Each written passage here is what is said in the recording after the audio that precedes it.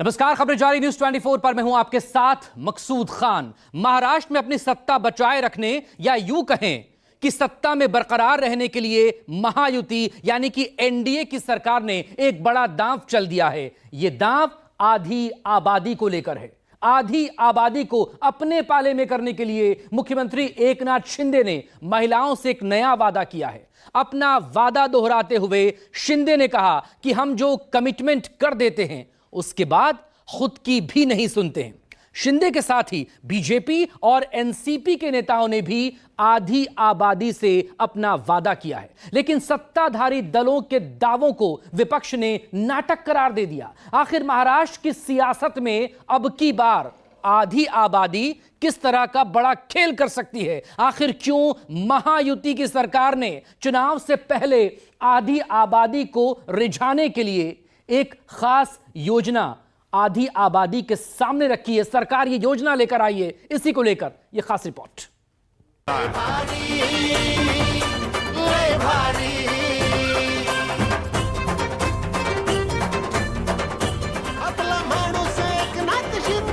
एक बार कमिटमेंट करने के बाद फिर खुद की भी मैं सुनता नहीं, असं हे आपलं सरकार, अशी महायुती।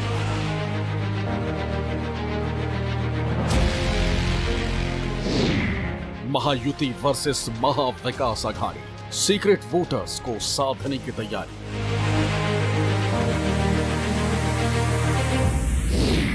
नारी शक्ति पर खास जोर, किसके पास क्या हो।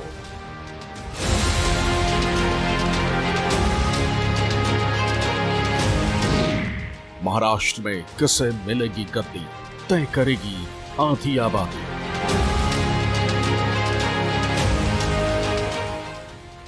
आधी आबादी जिस पर सबकी सियासत टिकी हुई, जो हर चुनाव में हर दल के कोर एजेंडे में शामिल रहती,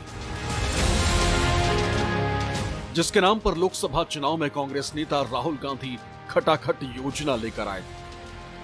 मगर जो घर में आप काम करते हैं उसके लिए आज तक आपको किसी सरकार ने पैसा नहीं दिया। यह बात शायद पुरुषों को अच्छी ना लगे, मगर ये हिंदुस्तान की सच्चाई है। देखिए, महिलाएं सब मुस्कुरा रही हैं, ये समझ गई बात। इसीलिए हिंदुस्तान की गरीब महिलाओं के बैंक अकाउंट में 1 लाख रुपए हर साल, 8,500 रुपए हर महीने, टकाटक टकाटक टकाटक टकाटक टकाटक। आधी आबादी जो हर चुनाव में प्रधानमंत्री मोदी के मुद्दों के लिस्ट में टॉप पर शामिल रहती। मैंने देश की 2 करोड़ बहनों को लखपति बनाने की गारंटी दी थी। अब तक हम 1 करोड़ बहनें लखपति दीदी बन चुकी है। हमारे देश में सेल्फ हेल्प ग्रुप में काम करने वाली 1 करोड़ बहनें जब लखपति दीदी बनती है ना, तो नीचे धरती कितनी बदल जाती है। जिस ताकत ने नीतीश कुमार को बिहार की सत्ता पर काबिज करवाया, बिहार पहला राज्य है जिसने महिलाओं को पंचायती राज व्यवस्था में और नगर निकायों में 50% का आरक्षण दिया। ये बिहार पहला राज्य है, यहाँ से हम लोगों ने शुरू कराया। महिलाओं को कहा 35% आरक्षण सरकारी सेवा में, अब पुलिस में तो उसके 2 साल पहले से लागू कर दिया था। महिलाओं के उत्थान के लिए ये जो जीविका समूह का गठन किया गया, आज कितनी संख्या में 95-96 लाख परिवार के सदस्य जीविका समूह से जुड़ गए। जिनके नाम पर योजना लाकर अरविंद केजरीवाल ने दिल्ली से लेकर पंजाब तक आम आदमी पार्टी का झंडा बुलंद किया। हर महिला के अकाउंट में हर महीने 1-1 हजार रुपए डालेंगे। अगर किसी घर में 2 महिलाएं हैं तो दोनों को 1000 रुपए महीना मिलेगा। किसी घर में 3 माँ, बेटी, बहू, 3 महिलाएं हैं तो तीनों को 1000 रुपया मिलेगा।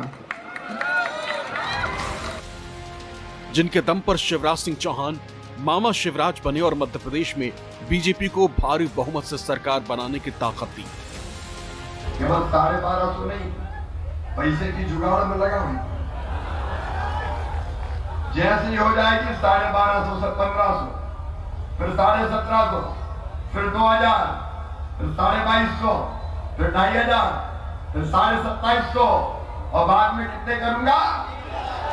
3000 करूंगा, 3000। तब मुझे चैन की नींद आएगी कि मैंने अपनी बहनों की जिंदगी बदल दी। वो अब हाथ नहीं फैलाएंगी, पैसा नहीं, ये सम्मान मेरी बहनों को मिलेगा। और अब बारी महाराष्ट्र की है।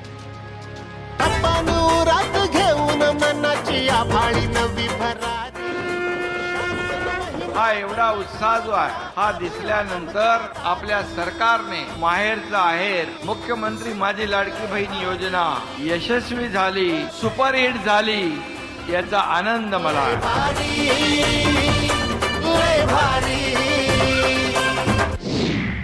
महाराष्ट्र, जहां इस वक्त महायुति यानी बीजेपी, शिवसेना और एनसीपी की साझा सरकार है।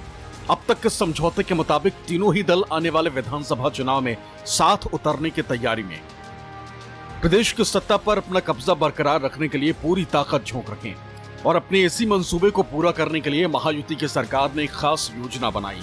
ये योजना है आधी आबादी यानी महिलाओं के लिए। नाम है मुख्यमंत्री माझी लाडकी बहन योजना। वैसे तो इस योजना की शुरुआत अगस्त में ही हो गई, लेकिन अब इस योजना की आखिरी तारीख बढ़ाने से प्रदेश की सियासत गर्मा गई। आखिर क्या है मुख्यमंत्री माझी लाडकी बहन योजना और इस स्कीम के क्या है सियासी मायने, आपको बताएंगे। लेकिन उससे पहले जरा सुनिए कि इस योजना के बहाने मौजूदा महायुति सरकार के कैप्टन और वाइस कैप्टन किस तरह आधी आबादी को साधने की कोशिश कर रहे हैं। Commitment, commitment is commitment. एकदा शब्द दिला की तो आम्ही फिरवत नाही आणि शब्द दिल्यानंतर ते काय कुठेतरी सिनेमात कोणतरी म्हणतो ना, एक बार कमिटमेंट करने के बाद फिर खुद की भी मैं सुनता नहीं, असं हे आपलं सरकार आहे, अशी महायुती आहे। पण माझ्या बहिणींनो, तुम्हाला एक गोष्ट सांगतो, आमच्या मुख्यमंत्र्यांच्या उपस्थितीमध्ये जोपर्यंत तुमचा देवाभाऊ या ठिकाणी आहे, अरे हायकोर्टामध्ये मोठ्यात मोठा वकील उभा करू, आम्हाला या राखीची आण आहे, काही झालं तरी या योजनेवर स्थगिती येऊ देणार नाही, त्याकरता प्रयत्नांची शर्त करून आम्ही त्या ठिकाणी हायकोर्टामध्ये केस लढवू। पण भगिनींनो, यांची नियत समजून घ्या। आज कुठे बहिणींच्या खात्यामध्ये पैसे यायला लागले तर लगेच यांच्या पोटात दुखायला लागलं। पहिल्यांदा हे मुंबईच्या न्यायालयात गेले, मुंबईमध्ये न्यायालयाने त्यांची पिटिशन एंटरटेन केली नाही, आता नागपूरच्या न्यायालयामध्ये गेले। यांची नियत काय आहे हे आपण सगळ्यांनी समजून घेतलं पाहिजे। आपल्याला सगळ्यांना सांगतो, हे शहाणे सांगतात ते चुनावी जुमला आहे, चुनावी जुमला वगैरे काय नाही। आम्ही शब्दाचे पक्के आहोत, तुम्हालाही माहिती आहे। मी पण 30-35 वर्ष राजकारण करतोय, एकदा शब्द दिला की आम्ही मागे हटत नाही। हे जे काही सुरू केलेले आमच्या बहिणींच्या करता, त्या सगळ्यांच्या योजना आम्ही चालवणारच आहोत, त्या चालूच राहतील। चुकीची माणसं आली की बंद पाडतील, त्याच्यामुळे कसं आणायचं काय आणायचं ते बघा। दरअसल कुछ महीने पहले ही महाराष्ट्र सरकार ने आम बजट पेश करते हुए मुख्यमंत्री माझी लाडकी बहन योजना 2024 की घोषणा की। इस योजना में सरकार ने महिलाओं को 1500 रुपए हर महीने और हर साल 3 LPG गैस सिलेंडर मुफ्त देने का ऐलान किया।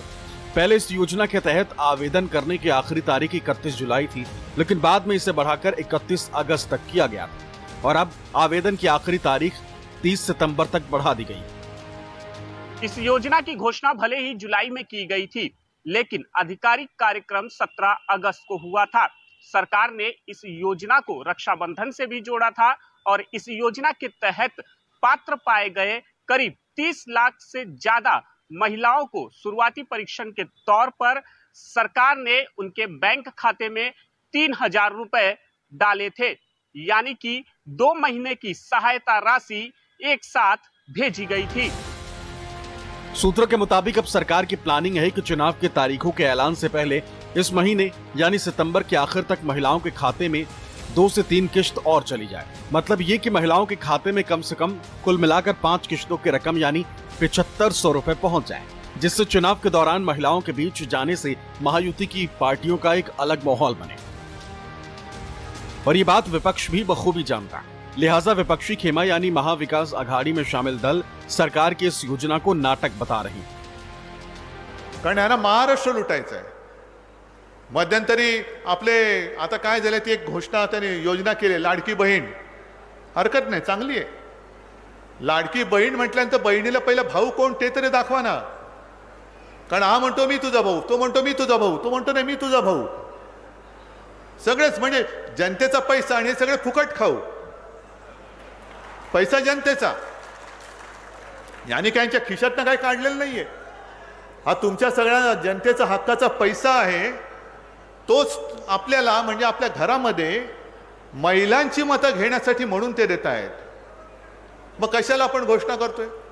हाल ही में हुए लोकसभा चुनाव में कड़ी हार होने के बाद महाराष्ट्र में महायुति सरकार को आने वाले विधानसभा चुनाव में भी होने वाली हार साफ नजर आ रही है। इसीलिए पहले ही महाराष्ट्र राज्य को 7.5 लाख करोड़ रुपए के कर्जे में डुबोने के बाद 46,000 करोड़ रुपया खर्च कर लाडली बहना योजना का सहारा लेने की जरूरत पड़ रही है। लेकिन दूसरी तरफ बढ़ते हुए अत्याचार से पीड़ित बहनों को बेसहारा हालात में छोड़कर आने वाले चुनाव को जीतने के ख्वाब देखने वाले महाराष्ट्र के महायुति सरकार पर बहनें बहुत नाराज है। बहनें उन्हें कभी माफ नहीं करेगी। सियासतदान अपने काम पर लगे, लेकिन इस योजना के पीछे की सियासत को समझिए। 3 सितंबर तक के सरकारी आंकड़ों के मुताबिक इस योजना के लिए राज्य की कुल 2,40,40,303 महिलाएं आवेदन कर चुकी हैं, जिसमें से कुल 2,92,97,715 महिलाओं का आवेदन मंजूर किया गया। राज्य सरकार की तरफ से 3 सितंबर तक कुल 2 इंस्टॉलमेंट में सभी लाभार्थी महिलाओं को 3,000 रुपए की राशि उनके बैंक अकाउंट में भेजी जा चुकी है। एक आकलन के मुताबिक राज्य सरकार के खजाने से अब तक करीब 4,787 करोड़ रुपए लाडली बहनों को दिया जा चुका है और अनुमान है कि इस योजना को पूरा करने के लिए प्रदेश सरकार के खजाने पर हर साल 46,000 करोड़ रुपए का बोझ बढ़ने की संभावना है। जाहिर है प्रदेश की करोड़ों महिलाओं तक महायुति सरकार अपनी इस योजना के जरिए पहुंचने की कोशिश कर रही है। सवाल है कि क्या सरकार का ये फैसला चुनाव से प्रेरित है? सरकार की कोशिश है कि चुनाव से पहले ज्यादा से ज्यादा महिलाओं को इसको लाभ दिया जा सके। देखेंगे कि इसीलिए हरियाणा के साथ महाराष्ट्र विधानसभा का चुनाव नहीं हुआ, जबकि एक साथ हो सकता था। इसलिए सरकार तारीख पर तारीख बढ़ाती जा रही है। अभी 30 सितंबर तक इसके लिए आवेदन किया जा सकता है और शायद जो अनुमान है कि 15 अक्टूबर के आसपास महाराष्ट्र में चुनाव की घोषणा होगी। इसके पहले ज्यादा से ज्यादा महिलाओं को इसका लाभ दिया जा सके, जिसका फायदा चुनाव में मिले। सरकार इस चीज की कोशिश है, लेकिन सिर्फ यही एक कारण चुनाव जीतने का ऐसा नहीं हो सकता। महाराष्ट्र में बहुत सारे कारण हैं। मराठा का आरक्षण का मामला चल रहा है, ओबीसी के आरक्षण का मामला चल रहा है, संविधान बदलने का जो नैरेटिव था वो भी एक बड़ा इशू है। सवाल है कि महायुति की सरकार आखिर महिलाओं को लुभाने की कोशिश में क्यों? तो इसका जवाब है इनकी आबादी। 2011 की जनगणना के मुताबिक महाराष्ट्र में महिलाओं की संख्या 5,41,31,277, यानी महाराष्ट्र की कुल आबादी 11,23,74,333 के लगभग आधी। और ये आधी आबादी हर चुनाव में अपनी ताकत का एहसास हर पार्टियों को जरूर कराती। अब बीते लोकसभा चुनाव के ही नतीजे देख लीजिए।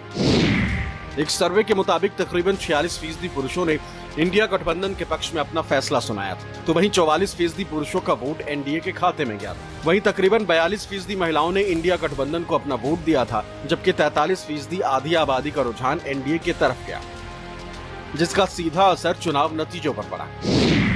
महाराष्ट्र की 48 में से 30 सीटें जहां इंडिया गठबंधन को मिली, वहीं एनडीए के हिस्से में महज 17 सीटें आई।